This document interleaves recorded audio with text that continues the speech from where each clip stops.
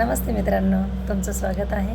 आपण बघणार आहोत प्रियांनो की परमेश्वराशिवाय काय काय अपूर्ण आहे, का परमेश्वराची गरज आहे आपल्या जीवनामध्ये आपण बघणार आहोत. प्रियांनो, आपण बघतो की या दुनियामध्ये खूप काही चांगल्या मनाने सेवाभावाने सेवा केली जाते, पण ती पण अपूर्ण आहे. तर तुम्ही आश्चर्य करणार म्हणजे काय, तर म्हणजे गोष्ट अशी आहे की आता बघा, आपण अनेक जवान मुलं आहे ना, मी त्यांचं कौतुकच करते आणि मी त्यांची फॅन बनले की ते इतकं कमी वयामध्ये इतकं सुंदर काम करत आहेत की एका बेसहाऱ्याला सहारा देत आहेत. ते रोडवरून उचलून नेतात.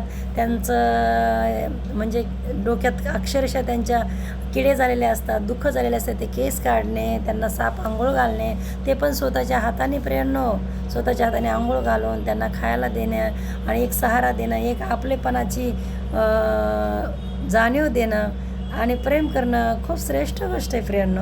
पण तरीही ती अपूर्ण आहे असे का म्हणते मी माहिती आहे का? कारण आपल्याला ना मेल्यानंतर एक जीवन आहे, बरोबर आहे, अनंत काळचं जीवन आहे. म्हणजे जर आपण परमेश्वराला ओळखलं नाही तर आपण नरकात जाणार. कारण नरक, दंड आणि स्वर्गराज हे दोन प्रकारचे जीवन आहे. आपल्याला सर्व काळासाठीचा नाश आणि काही सर्व काळासाठीचं जीवन, हे दोन आहेत. एक नाश होणारी गोष्ट आहे, एक सदा जीवित राहणारी ठिकाण आहे, म्हणजे स्वर्गराज. तर प्रियांनो, आपल्याला स्वर्गराजमध्ये जाण्यासाठी परमेश्वराची ओळख केली पाहिजे की नाही. इथे आता आपल्याला एखाद्याच्या घरी जायचं आहे बाबा हमेशासाठी राहायला, त्या व्यक्तीची जर ओळख नसेल तर ती दारावरही उभं करणार नाही आपल्याला, बरोबर आहे की नाही. ओळख असेल तरच आतमध्ये घेणार ना. हो, त्या व्यक्तीची ओळख आहे बाबा, चांगली व्यक्ती म्हणून आपण घरात घेतो की नाही. अनोळखीला कोण सहारा देईल.